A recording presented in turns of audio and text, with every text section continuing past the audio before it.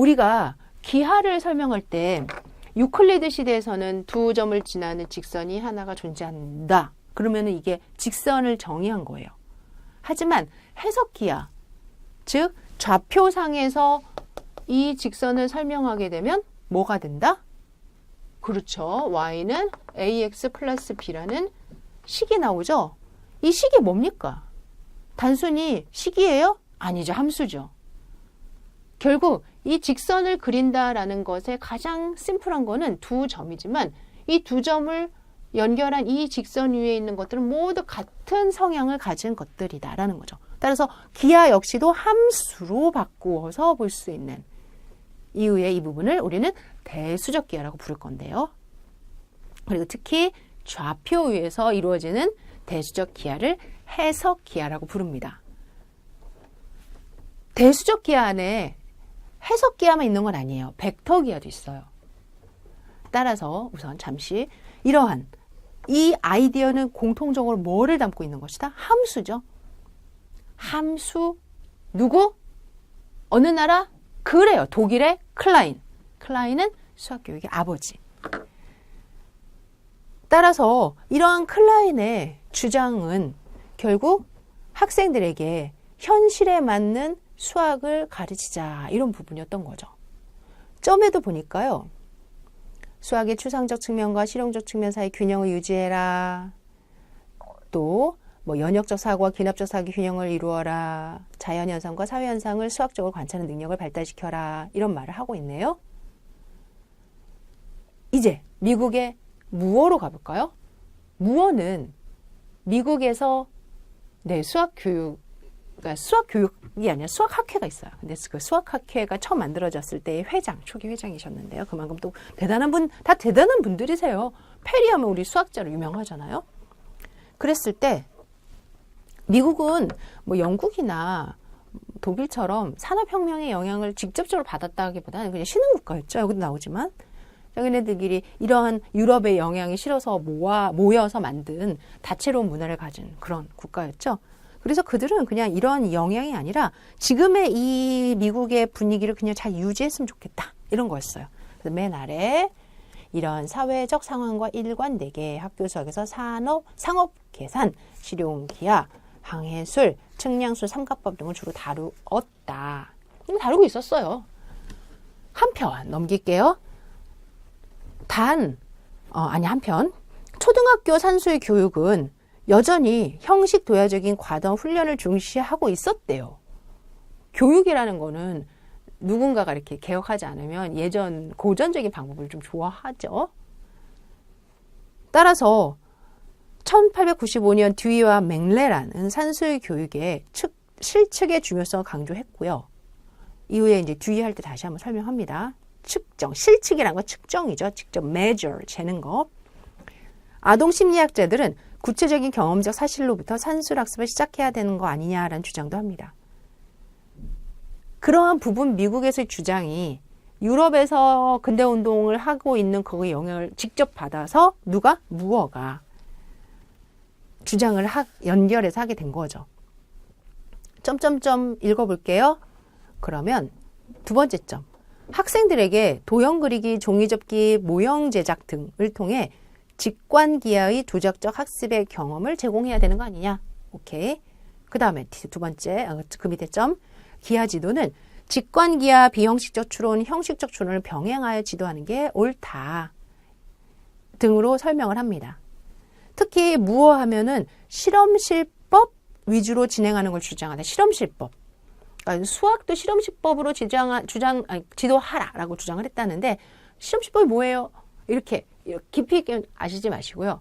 그냥 수학을 실험을 해서 실험을 어떻게 해요? 아까 도형 그리기, 종이 접기, 모형 제작 이런 거 있잖아요. 이런 걸 생각하시면 돼요. 학생들이 정사각형을 예쁘게 종이학으로 만들기 위해서 접고 접을 때 그것이 딱 맞으려면은 각이 어떻게 되고 서로 대칭이 어떻게 돼야 되고 점을 가지고 회전해야 되고 이런 것들을 많이 하죠. 이런 오르가미, 즉 종이접기라고 하는데 그 안에도 수학이 굉장히 많이 들어있거든요. 이런 것들을 강조했으면 좋겠다라고 했다는 거죠. 결국 수학교육 근대화 운동은 두 가지 다시 내려가서 수학의 실용적 측면을 부각시키고 학생의 심리적 측면을 고려했다라는 거죠. 그런데 결과 잘 이루어졌다? 못 이루어졌다. 못 이루어졌다. 왜? 전 세계적으로 제1차, 2차 세계대전이 일어났기 때문이다 라는 겁니다. 수학교육 근대화 운동에 영향을 받은 건 우리나라의 몇 차 교육과정이다? 그래요. 1차, 2차 교육과정이에요. 그럼 1, 2차 교육과정에 들어가면은 수학의 실용적 측면을 강조하는 그런 나름의 분위기가 보이겠죠? 그래서 1, 2차 교육과정의 그런 분위기를 여러분들이 확실하게 또 확인할 수가 있는데요. 우린 연장선에서 근대화 운동을 좀 마무리하고 현대화 운동을 좀 넘어가 봅시다. 현대화 운동, 제2차 세계대전. 2차 세계대전, 우리나라는 일본의 원자 폭탄의 결과로 이제 자연스럽게 좀 독립을 하게 됐는데 분위기가 어땠을까요? 안 살아봐서 모르겠지만 굉장히 아팠겠죠. 그리고 사람들도 많이 죽고 피폐하고 풍요로움이라는 건 전혀 보이지 않았던 그런 시대였죠. 유일하게 전쟁에 가담하지 않은 나라가 있는데 아세요? 1, 2차 세계대전에 가담하지 않은 나라? 맞아요. 미국이에요. 아닌데요? 원래 가담하지 않았는데 일본이 하와이에 있는 진주만을 마무리할 때 습격을 합니다. 거기에 이제 미국이 열받았죠.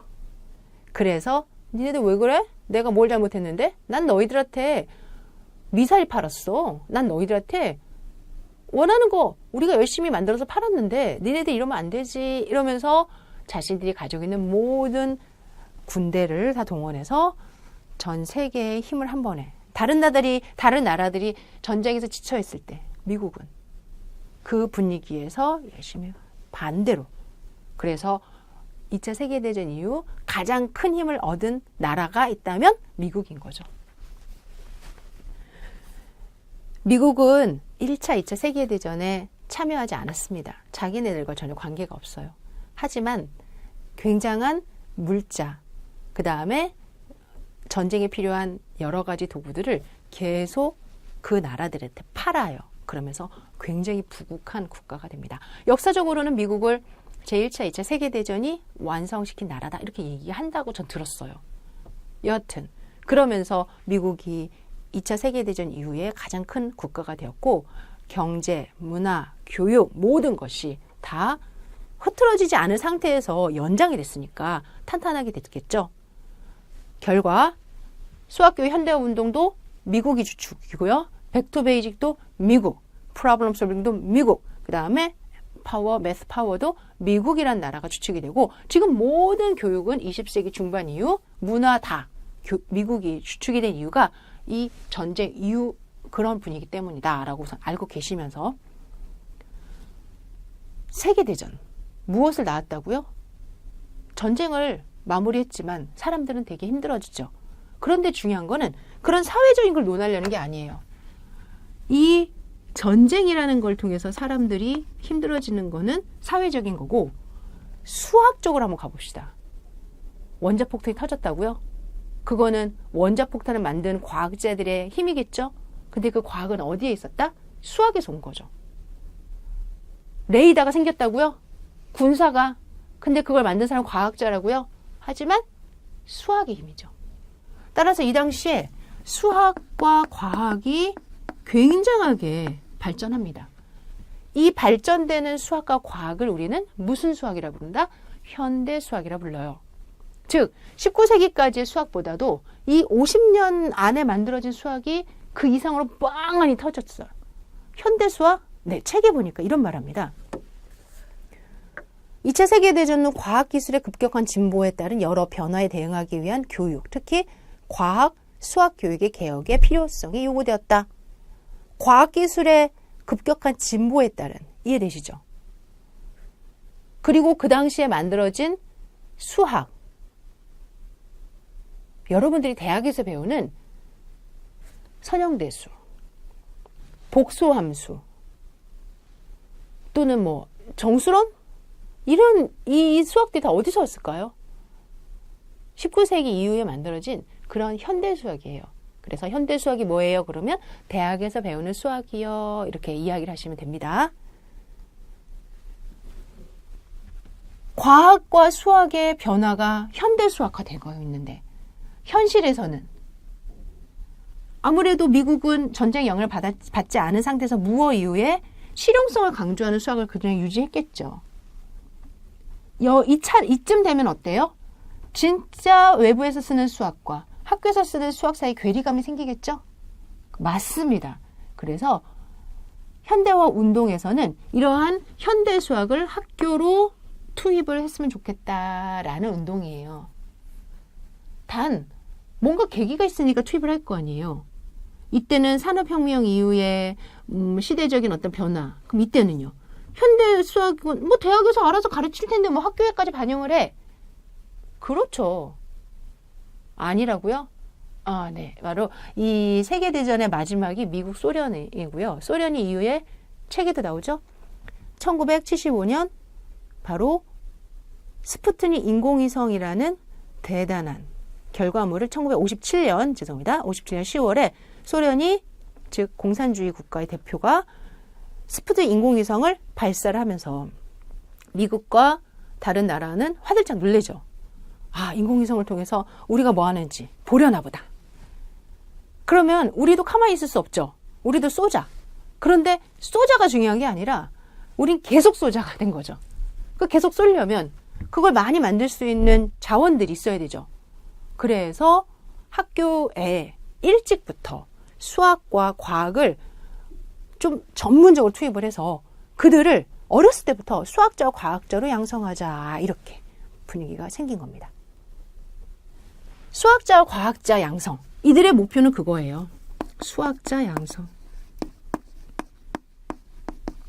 잘 이해하세요. 세계대전 이후 학교에서는 실용적인 수학을 그대로 유지하고 있었는데 외부에선 현대 수학을 강조하고 있었다.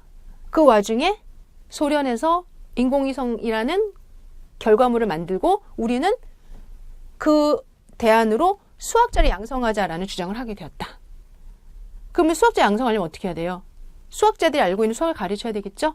그래서 현대 수학을 학교 수학으로 끌고 오게 된 게 현대화 운동입니다. 최종적으로 현대화 운동을 하게 되었다라는 말은 대학 수학을 초등학교, 중고등학교 학생들에게도 가르치자가 되었다는 거죠. 어머나, 엄청난 결과물이 생겼겠네요. 어떻게 가르치지? 그래서 브루너라는 사람이 나옵니다.